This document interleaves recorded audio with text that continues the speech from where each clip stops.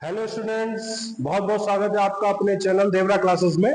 मेरा नाम है उदित कुमार देवरा और मैं यहाँ पे आपका फिजिक्स स्टार्ट करने जा रहा हूँ।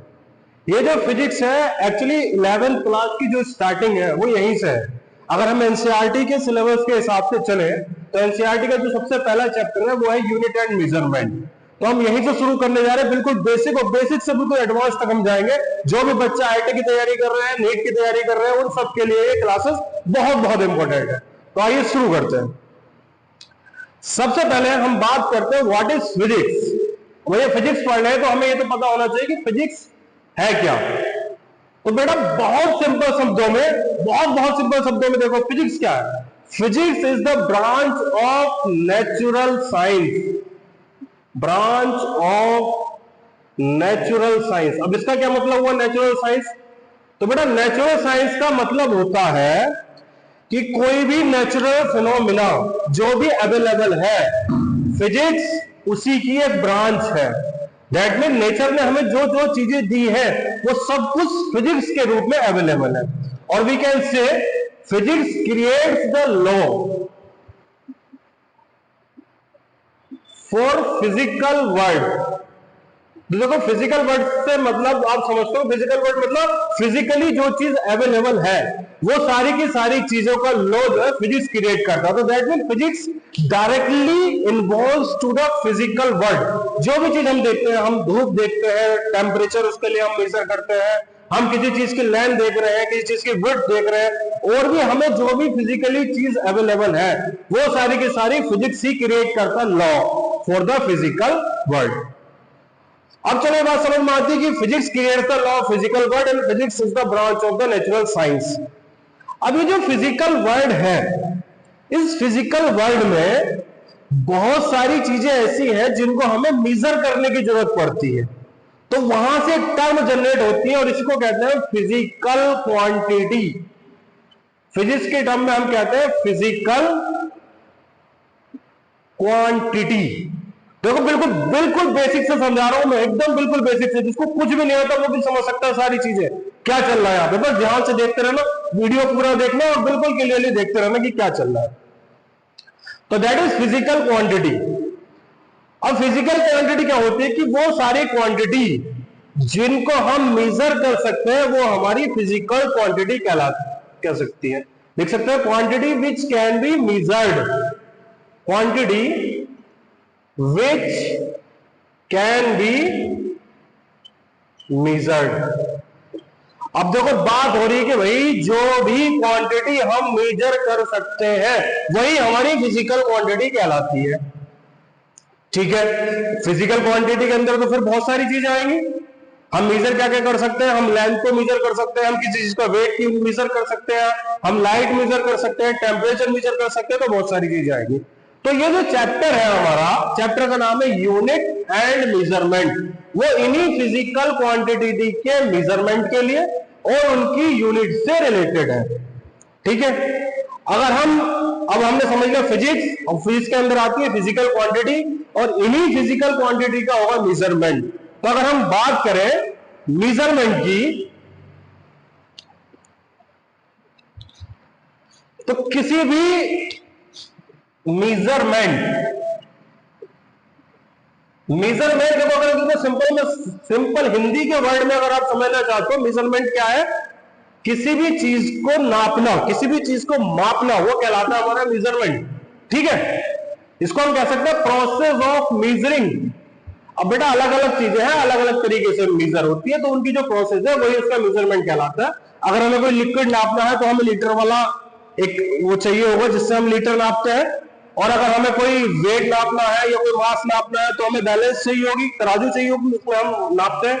तो process of measuring is known as measurement. ठीक है, तो देन व्हाट इज यूनिट? हमें यूनिट भी पता होना चाहिए। यूनिट क्या है? यूनिट होती है स्टैंडर्ड ऑफ मेजरमेंट।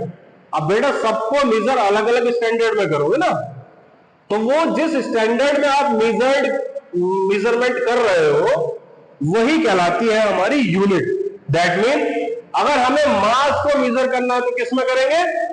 केजी में। अब हम ये कह सकते हैं कि मान लिया हमने कोई मास मेजर किया, मास मेजर कितना हुआ 10 kg, तो मेजरमेंट था उसका 10 और यूनिट थी kg, मतलब 10 उसका मेजरिंग नंबर है, 10 उसकी क्वांटिटी है और मास क्या हो गया, वो फिजिकल क्वांटिटी।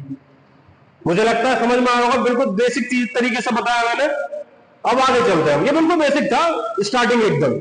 अब आगे चलते हैं कि जो फिजिकल क्वांटिटी होती है, फिजिकल क्वांटिटी जो होती है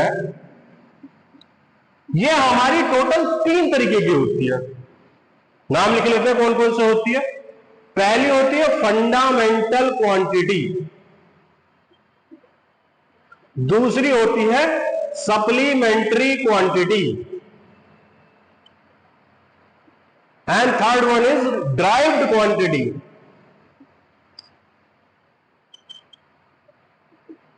आई होप विजिबल होगा यहां पे, ठीक है। अब बात करते हैं बेटा ये क्या है, फंडामेंटल क्या है, सप्लीमेंट्री क्या है, ड्राइव्ड क्या है। जो बिल्कुल जरूरी चीजें हैं मैं बिल्कुल बेसिक में बताता चल रहा हूं, बस ध्यान से सुनते जाना और आपको बिल्कुल सारी चीजें क्लियर होती चली जाएंगी। जो बच्चा जस्ट अभी 10th पास किया, 11th क्लास में आया, उसके लिए भी उतना इंपॉर्टेंट है। जो बच्चा 12th पास कर चुका है और आगे कोई भी नीट का या आईआईटी का एग्जाम देना चाहता है, उसके लिए भी इतना इंपॉर्टेंट है। बेसिक्स ही सबसे जरूरी है। अगर बेसिक्स आपको क्लियर हो गया तो कोई भी चीज दिक्कत वाली नहीं है, ठीक। अब बात करते हैं फंडामेंटल क्या है। देखो फंडामेंटल का मतलब होता है, इसको कई बार हम बेसिक यूनिट भी कहते हैं। बेसिक का मतलब क्या है, बेसिक का मतलब यह होता है कि जो चीज हमें डायरेक्टली अवेलेबल है या वो बिल्कुल बेस है, उसकी तो हमें जरूरत पड़ेगी, उसी बेस को लेकर के हम बाकी चीजें बना सकते हैं, वो कहलाती है हमारी फंडामेंटल क्वांटिटी। तो भाई नेचर ने हमें 7 फंडामेंटल क्वांटिटी दी है, आप ऐसे समझ लो। वो 7 फिक्स है, उन 7 की जरूरत से ही हम बाकी क्वांटिटी बनाते हैं, ठीक।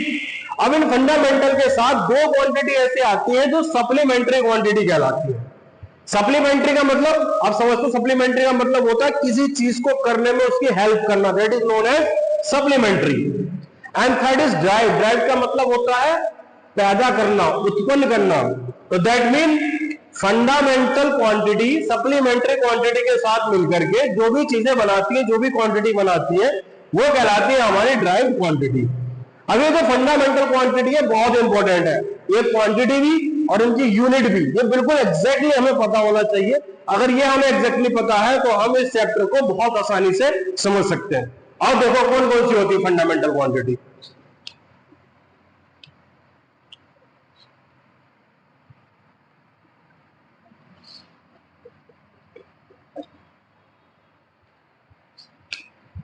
हम कर रहे बात फंडामेंटल क्वांटिटी। जैसे मैंने अभी आपको बताया कि फंडामेंटल क्वांटिटी टोटल 7 होती है और इनका नंबर फिक्स है। कितनी होती है? 7 दिमाग में उठा लो, 7 मतलब 7, टोटल 7 होती है। फर्स्ट होती है लेंथ, सेकेंड होती है मास, थर्ड होती है टाइम, फोर्थ होती है टेम्परेचर, फिफ्थ होती है इलेक्ट्रिक करंट, 7 होती है इंटेंसिटी या लुमिनस इंटेंसिटी भी बोलते हैं, एक ही चीज है, 6th and 7 one is amount of substance, amount of substance. Length, mass, time, temperature, electric current, intensity और अमाउंट ऑफ सब्सटेंस। तो टोटल ये 7 क्वांटिटी ऐसी है जो एटोम यूज की जाती है दूसरी क्वांटिटीज को बनाने के लिए। इसके बाद जो दूसरा बताया हमने वो होती है supplementary, supplementary quantities. Supplementary quantity कितनी होती है? 2 होती है। फर्स्ट होती है plane angle and second one is solid angle. अब मेरे छोटे छोटे प्यारे प्यारे बच्चे, आपको लग रहा होगा कि सर एंगल तो हमने एक ही पढ़ा था, ये 2 एंगल कहां से आ गए? Plane angle, solid angle. तो बेटा जब भी 2 प्लेन आपस में किसी एंगल पे होते हैं that is known as frame angle. लेकिन आप देख रहे हो इस पेन को, अगर आप यहां देखो या यहां पे देखो तो कुछ ना कुछ एंगल है इसका, एग्जैक्टली पूरा नहीं है। तो बेटा ये जो एंगल है ऐसा, जो ये पूरे चारों तरफ है, यही एंगल कहलाता है हमारा सॉलिड एंगल। प्लेन एंगल की रेडियन यूनिट होती है रेडियन, और सॉलिड एंगल की होती है स्टेरेडियन।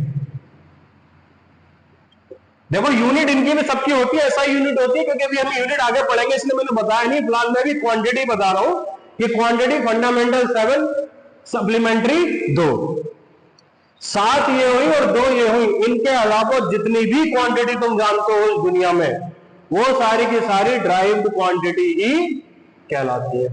अब बच्चे कहेंगे सर हम तो कुछ नहीं जानते, तो बेटा जानते तो बहुत कुछ हो।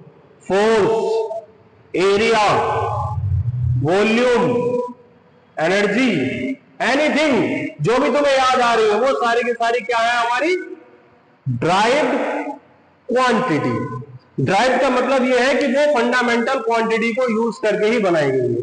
तो बेटे ये पहला चैप्टर है यूनिट एंड मेजरमेंट, इसमें हमें पता ही ये करना है कि इनकी यूनिट्स क्या है, इनको मेजर कैसे करते हैं, और ड्राइव्ड क्वांटिटी को फंडामेंटल क्वांटिटी की हेल्प से हम कैसे फाइंड आउट कर सकते हैं। ठीक, क्लियर? चलो आगे चलते हैं। अब जो अगला टॉपिक है वो है हमारा सिस्टम ऑफ यूनिट। पूरा ध्यान से देखना बेटा, वीडियो बहुत बेसिक है, कहीं नहीं मिलेगा तुम्हें इतने आसान से इतनी जल्दी समझ में आ जाने वाला। मैंने सब कुछ कवर कर दिया, बेसिक बिल्कुल, कोई भी बच्चा इसको देख सकता है और बड़े आराम से समझ सकता है। कुछ भी ऐसा इसमें नहीं है जो मैंने ना बताया हो। System of unit. अब बच्चे कहेंगे सर ये क्या बोला है सिस्टम ऑफ यूनिट? तो बेटा देखो, मेजर करने के लिए जो उसका स्टैंडर्ड है वो हमने बताया वो यूनिट कहलाता है, कि ठीक है।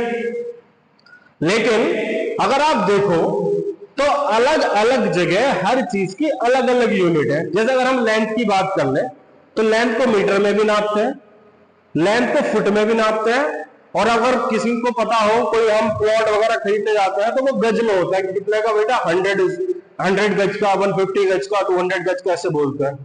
तो ये अलग अलग लोगों ने अलग अलग सिस्टम बनाए, क्योंकि ये सिस्टम ऑफ यूनिट बहुत पहले से लोगों ने ड्राइव किया। तो अलग अलग टाइम पे कभी ब्रिटिश ने कुछ दिया, कभी जर्मनी वालों ने कुछ दिया, कभी किसी ने कुछ दिया, तो उन्होंने अपने अपने सिस्टम बनाया और उन्होंने बताया कि हम इसको इसमें और इसमें ऐसे ऐसे मेजर करेंगे। बेसिकली 3 ही चीजें उन्होंने ली सिस्टम को बनाने के लिए। First one is length, second one is mass, and third one is time. तो जो सबसे पहला सिस्टम है वो कहलाता है हमारा FPS। फुल फॉर्म होती है इसकी foot pound second. FPS system वो सिस्टम होता है जहां पे लेंथ को मेजर किया गया फुट में, मास को मेजर किया गया पाउंड में, और टाइम को मेजर किया गया सेकंड में। आज भी देखोगे अगर जापान वगैरह कंट्री में, वहां मास को पाउंड में ही मेजर करते हैं। तो ये फर्स्ट दिया था। सेकंड दिया CGS। CGS क्या कहलाता है? Centimetre, gram, second. That mean mass को मेजर किया सेंटीमीटर, लेंथ को मेजर किया सेंटीमीटर, मास को मेजर किया ग्राम, और टाइम को मेजर किया सेकंड में। And third one is MKS। MKS में क्या होता है? Metre, kilogram and second. That mean length को मेजर किया मीटर में, मास को मेजर किया केजी में, और टाइम को मेजर किया सेकंड में। तो ये अलग अलग टाइम पे अलग अलग साइंटिस्ट ने अलग अलग देश में ये सिस्टम दिया, वो दिया। लेकिन जब हम इंटरनेशनली एक कंट्री दूसरी कंट्री के साथ ट्रेड करता है, और मान लिया किसी को जमीन खरीदनी है, तो बेटा वो तो यहाँ खरीद रहा मीटर में, वहां जाकर वाला कहा जी हम तो फुट में खरीदेंगे, तो वो तो बड़ी दिक्कत होगी। जैसे करेंसी है, यहाँ चल रहा है रुपया, वहां चल रहा है डॉलर। तो उन्होंने कहा कि भाई कहीं ना कहीं तो जब इंटरनेशनली ट्रेड करेंगे तो किसी एक चीज पे तो आना पड़ेगा। तो फिर एक सोसाइटी बनी, उस सोसाइटी ने नाम दिया SI यूनिट, और यही हमारी सबसे ज्यादा इस समय अवेलेबल और कहना चाहिए जो कि ट्रेंड में है, वो ये वाली यूनिट है। इसका नाम है system international. System international, that mean अगर हम ऐसा यूनिट में चलेंगे तो ऐसा यूनिट से हम कहीं भी किसी भी देश में कोई भी ट्रेड कर सकते हैं और वो हमारी यूनिट ऑल ओवर वर्ल्ड मान्य होगी। और जैसे इसमें लेंथ को मीटर में ही लिया गया है, इसमें बहुत सारी चीजें, एमकेएस के लिए लेंथ को लिया गया है मीटर में, टाइम को लिया गया है सेकंड में, मास को लिया गया है केजी में, और भी बहुत सारी चीजें। तो बेटा जो अभी हमने पढ़ी थी ना, अभी याद करो, इससे पहले क्या पढ़ा था, कुछ पढ़ा था, fundamental quantity, derived quantity, supplementary quantity. तो उनकी जो भी यूनिट है वो यूनिट हम एसआई यूनिट में लिखेंगे। किसमें लिखेंगे? एसआई यूनिट में। एसआई की full form system international. Total 4 system होते हैं, 4 सिस्टम में FPS, CGS, MKS, SI. SI हमारी एप्लीकेबल है हर जगह। ये सिस्टम अब टाइम के साथ खत्म हो चुके हैं अलग अलग, अब सिर्फ हमारी एसआई यूनिट ही चलती है। तो हम जल्दी से जो हमारी फंडामेंटल यूनिट थी उनकी यूनिट्स और लिख लेते हैं। आप बताओगे मुझे, कमेंट करके बताओ जल्दी से कौन कौन सी थी फंडामेंटल यूनिट। करो कमेंट, करो जल्दी करो कमेंट। फंडामेंटल क्वांटिटी कौन कौन सी थी? अभी बताई थी मैंने, 7 क्वांटिटी थी। First one is length. तो लेंथ की जो एसआई यूनिट है वो बेटा मीटर ही है। Second one is mass. Mass की जो एसआई यूनिट है वो केजी है। Third one is time. Time की जो एसआई यूनिट है वो सेकंड है। Fourth one is temperature. Temperature की जो एसआई यूनिट है वो केल्विन है। Fifth one is electric current. मैं थोड़ा शॉर्ट में लिख रहा हूं ताकि समझ में आ जाए जल्दी। इलेक्ट्रिक करंट की एम्पियर होती है। 6 इज इंटेंसिटी।